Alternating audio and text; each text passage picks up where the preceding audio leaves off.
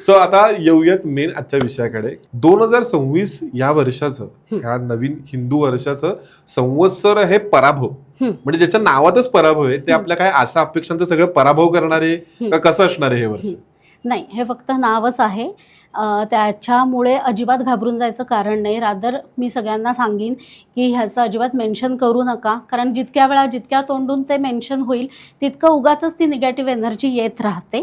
तर तसं अजिबात करू नका. आणि प्लस आणि मायनस हे दोन्ही असतात, प्रत्येक वर्षामध्ये असतात. तर जे शुभग्रह आहेत ते सगळं चांगलं शुभ करतील, आपण त्याच्यावरच कॉन्सन्ट्रेट करूया. क्या बात आहे. टॉकिंग अबाउट ग्रह, तर प्रत्येक वर्षाचा एक राजा आणि एक मंत्री असतो, आणि यावेळेला पिता पुत्रांची जोडी आपल्याला दिसणार आहे की राजा सूर्य करेक्ट आणि मंत्री शनी आहे, ज्यांचं एकमेकांशी मुळात पटत नाही. तर ह्याचा आपल्या समाजावरती, नातेसंबंधांवरती, फायनान्सेसवरती कसा परिणाम होणार आहे? नाही, राजा आणि मंत्री ह्यांच्यामध्ये एक चांगलं कोऑर्डिनेशन असेल, पिता पुत्र असले तरी सुद्धा, म्हणजे त्यांच्यामध्ये जरी शत्रुत्व असलं तरी सुद्धा त्यांच्यामध्ये जे नातं आहे, अंडरस्टँडिंगचं नातं आहे ते, आणि त्याच्यामुळे सगळं काही व्यवस्थित होईल. फक्त आम्ही कसं सांगतो की 7.5वाल्यांना जरा सांगतो की इल्लिगल कामं करू नका, 2 नंबरचा पैसा कमवत असाल तर जरा थोडंसं त्याच्यापासून दूर राहा किंवा अलर्ट राहून जे काय असेल ते करा. तर हे सगळ्याच लोकांनी करायचं आहे, कारण का मंत्री शनी आहे आणि शनी कर्मफलदाता आहे. करेक्ट. तुम्ही जशी कर्म करणार तशी तो फळ तुम्हाला देणार आहे. राईट. आणि जसं आता आपण ह्या फेब्रुवारी आणि मार्च महिन्यामध्ये बघितलं की 15 दिवसात खूप 2 मोठी महत्वाची ग्रहणं झाली. तसं येणाऱ्या पिरियडमध्ये कोणती ग्रहणं होणार आहेत आणि कशापासून आपण सावध राहायला पाहिजे? ॲक्च्युली ग्रहणांना अजिबात घाबरायचं कारण नाही आहे, कारण का ती एक भौगोलिक खगोलशास्त्रीय घटना आहे. तर त्याच्यामध्ये कसं होतं की ज्या 2 राशींमध्ये राहू आणि केतू असतात, तर त्या 2 राशींमध्ये अमावस्या आणि पौर्णिमा झाली की ग्रहणं होतात. तर त्याच्यामुळे मोस्टली ही पाठोपाठच होतात, कारण पौर्णिमा झाली की 15 दिवसात अमावस्या असते. त्यामुळे जनरली ग्रहणं ही 15 दिवसाच्या फरकानेच होतात. तर त्याच्यामध्ये एवढं काही विशेष घाबरायचं कारण नाही. तर ती ज्या राशींमध्ये होतात, तर त्या राशींमध्ये त्या राशीच्या लोकांना जरा थोडासा प्रॉब्लेम असतो, आणि त्या राशींमध्ये जर का अजून म्हणजे विचित्र ग्रह असतील तर त्याच्यामुळे ती ग्रहणं जास्ती तापदायक ठरतात. आणि मग अशी काही ग्रहणं या वर्षात पण आहेत? हो, म्हणजे आता ऑगस्टमध्ये 2 ग्रहणं आहेत. 12 ऑगस्टला एक आहे आणि 28 ऑगस्टला आहे. तर ही दोन्ही, म्हणजे पहिलं सूर्यग्रहण आहे आणि नंतर चंद्रग्रहण आहे. तर सूर्यग्रहण तर भारतात दिसणार नाहीये, त्याच्यामुळे त्याच्याबद्दल विशेष काळजी करायचं कारण नाही.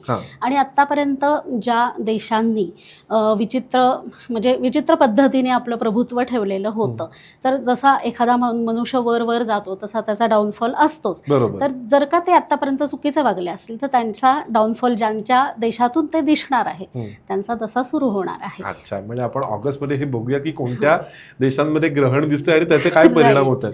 आणि आता तुम्ही हा देशांचा विषय काढला आहे म्हणून विचारतो की सध्या ही जी काही सगळी युद्धाची परिस्थिती आहे ही कधीपर्यंत निवळेल, काय वाटतं तुम्हाला?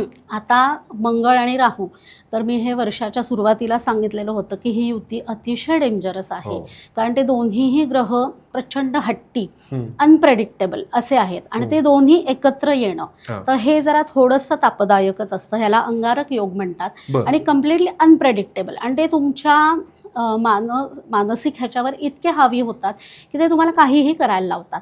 तर हे आत्ता जे दिसतंय की उगाचच्या उगाच एखाद्या देशाची खोडी काढणं आणि मग त्याच्याप्रमाणे सगळं हे करणं, ते हे सगळं टिपिकल मंगळ राहू अशा युतीचंच ते आहे.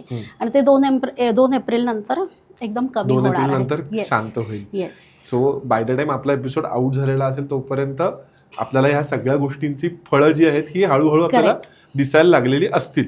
आणि जसं आता सध्या सगळीकडे खूप बोललं जातं की बाबा परत रिसेशन येते, मंदी येते, तर आपले ग्रह संकेत काही दाखवतात का की बाबा खरंच मंदी येते आहे का? नाही, तसं काहीही नाहीये. एवढी काय अगदी विचित्र स्थिती अजिबात ग्रहांची नाहीये. आणि मी जसं तुम्हाला म्हणलं तसं एखादा शुभग्रह असतो, एखादा अशुभग्रह असतो. अशुभग्रह त्याच्या परीने काम करत असतो, शुभग्रह त्याच्या परीने काम करत असतो. पण जर का ओव्हरऑल वर्षाचं बघितलं तर असं काही खूप विचित्र काहीतरी परिस्थिती आहे आणि खूप काहीतरी हे होणार आहे, मंदी येणार आहे वगैरे असलं काहीही होणार नाही. चला, फायनान्शियली आपण सगळेजण सिक्युअर आहोत. एक या वर्षात मी पर्टिक्युलर गोष्ट ऐकलेली आहे ती म्हणजे अतिचारी गुरु. तर अतिचारी गुरु म्हणजे नक्की काय? जनरली गुरु जो असतो तो एका राशीमध्ये 13 महिने असा ट्रॅव्हल करतो. तर त्या 13 महिन्यामध्ये तो काही काळ वक्री होतो, मग पुन्हा मार्गी होतो आणि मग नंतर 13 महिन्यांनी रास बदलतो. तर अतिचारी गुरु म्हणजे तो सध्या काय करतोय की 5 महिने एका राशीत, लगेच फास्ट ट्रॅव्हल करतोय तो एकदम. तर त्याच्यानंतर लगेच तो पुढच्या राशीत जातोय, मग वक्री होऊन पण तो त्याचा टाइम स्पॅन कंप्लीट करतोय, पण त्या 13 मंथ्समध्ये न करता तो पुढे फास्ट जातो आहे. तर त्याची जी गती आहे, जे नॉर्मल स्पीड असतो त्याच्यापेक्षा खूप फास्ट आहे, त्यामुळे तो अतिचारी गुरु आहे असं. आणि मग ह्याचे काय परिणाम होतात?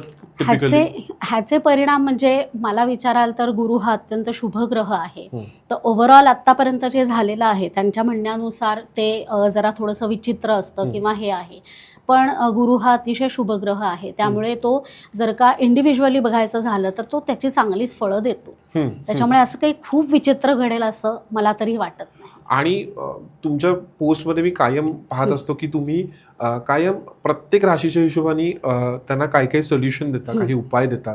पण आता जी लोक आपल्याला बघतात त्यांना जर तुम्हाला एक स्टँडर्ड गाईडलाईन द्यायची झाली की जसं तुम्ही बऱ्याचदा सांगता की बाबा मंगळाचं हे आहे, तुम्ही प्रवास नीट करायला पाहिजे, आगीपासून जपलं पाहिजे, तसं ओव्हरऑल जर आपल्याला काही एक स्टँडर्ड टाइम फ्रेम वागायची ठेवायची असेल तर या 2026 वर्षामध्ये आपण कसं वागलं पाहिजे? तर शक्यतो आता कसं आहे, राहू हा जो आहे तो कुंभ राशीमध्ये आहे. तर कुंभ ही वायू तत्वाची रास आहे. तर राहू हा जरा थोडासा डिस्ट्रक्टिव्ह मेंटॅलिटीचा ग्रह आहे.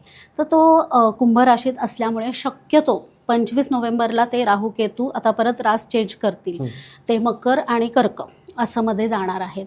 तर तोपर्यंत शक्यतो प्रवास म्हणजे विमान प्रवास शक्यतो जितकं पॉसिबल असेल तितकं टाळलेलं बरं. आणि स्पेशली 2 एप्रिलपर्यंत टाळलं तर खूप उत्तम, कारण नुसता राहू नाही आहे तर तिथे आता मंगळसुद्धा आहे. तर त्याच्यामुळे ती जरा जास्ती त्या युतीची दाहकता जास्ती असेल. तर त्याच्यामुळे 2 एप्रिलपर्यंत शक्यतो विमान प्रवास टाळायचे आहेत. पण आता जेव्हा आपण हे मंगळ आणि हे म्हणतो, आता प्रत्येक ग्रहाच्या आपापल्या राशीत, जसं आता मंगळाची मेष रास, राईट, तर मग ह्या राशींना ह्या मंगळाचे चांगले फायदे मिळतात का त्यांना पण काही तोटे होऊ शकतात? नाही, ऍक्च्युली कसं असतं की तो एकटा असता कुठल्या चांगल्या राशीत असता तर चांगली फळं मिळतात. पण तो आत्ता एका राक्षसाबरोबर आहे, राहू म्हणजे राक्षस आहे, तर तो राक्षसाबरोबर आहे, त्याच्यामुळे त्यांच्यात युद्धच होणार आहे. तर ते शक्यतो सगळ्या राशींना त्याची थोडीशी वाईट फळंच मिळतील. अच्छा, त्याच्यापासून थोडंसं जपून राहिलेलं बरं. अच्छा, असं. आणि अपार्ट फ्रॉम दॅट, जसं आपण ह्या वर्षांमध्ये बघितलं की अनेक ग्रह एका सरळ रेषेमध्ये आले, नाहीतर एक ऑल ऑफ अ सडन एका राशीमध्ये सगळे एकत्र आले, तर असं पुढच्या वर्षांमध्ये सुद्धा असं आपल्याला दिसणार आहे का? जनरली कसं असतं की बुध, शुक्र हे ग्रह साधारण रवीच्या आसपासच असतात. शुक्र अधनमधनं जरा एका राशीत खूप दिवस राहतो, पण जनरली पाहायला गेलं तर ते रवीच्या आसपासच असतात. तर आत्ता सध्या बरेच दिवस असं झालंय की कन्या राशीत सगळे रवीच्या आसपासच होते, मग तुळ राशीत होते. तर त्याची फळं म्हणजे, पण आता हा जसा एक म्हणजे साधारण ते रिदम फॉलो करतात, असं काही खूप विचित्र काही घडत नाही, साधारण रवीच्या आसपास असतातच. तर ते आता अगदीच म्हणजे त्यांचं शिस्तबद्ध पद्धतीने ते तसं चालू आहे. त्याचा असं विशेष काही अर्थ काढायची गरज नाहीये.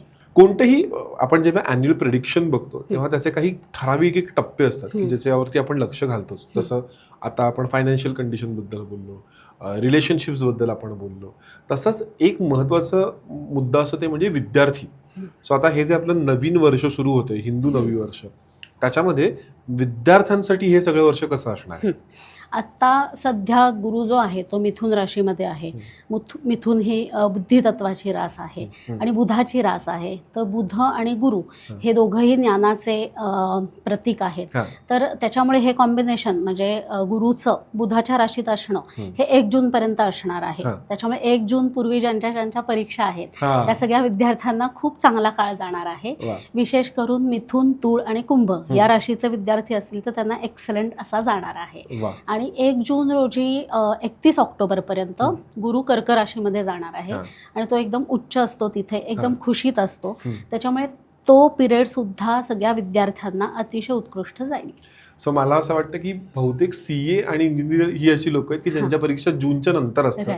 बाकीचे जे त्याच्या आधीचे म्हणजे 10वी असेल, 12वी असेल, शाळेच्या परीक्षा असतील, CBSE, SSC जे काय बोर्ड आहेत, 1 जूनच्या आधी परीक्षा आहेत तर कन्फर्म तुम्हाला मार्क चांगले मिळणार आहेत याची तुम्ही गॅरंटीड नोट घेऊ शकता. एक महत्वाचा प्रश्न म्हणजे की स्त्रियांसाठी हे वर्ष कसं असणार, म्हणजे त्यांनी त्यांच्या प्रगतीसाठी काय काय अपेक्षा केल्या पाहिजेत या वर्षात? राईट. तसं पाहायला गेलं तर सगळेच ग्रह आपल्याला जवळचे असतात, पण रवी आणि चंद्र हे खूप जवळचे ग्रह आहेत आपल्यासाठी, कारण का आपल्या मानसिक स्थितीवर चंद्राचा खूप जास्ती परिणाम होतो. तर चंद्राची रास आहे कर्क आणि 1 जून रोजी बरोबर गुरु कर्क राशीमध्ये जाणार आहे, जो तब्बल 5 महिने तिथेच असणार आहे.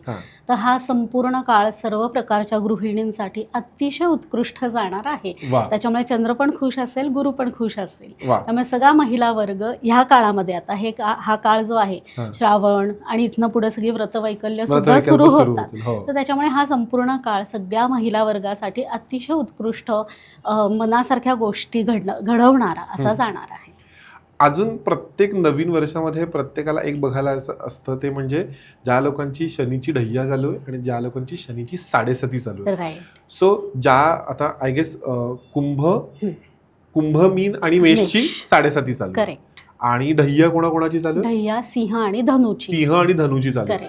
सो ज्या लोकांची आता 7.5 चालू आहे, ज्या लोकांची आता ढय्या चालू आहे, त्यांच्यासाठी हे वर्ष कसं असणार आहे? एकदम फ्रँकली सांगते, 7.5चा जो टप्पा असतो किंवा मिनी 7.5चा ढय्या हा जो टप्पा असतो तो टफ असतो.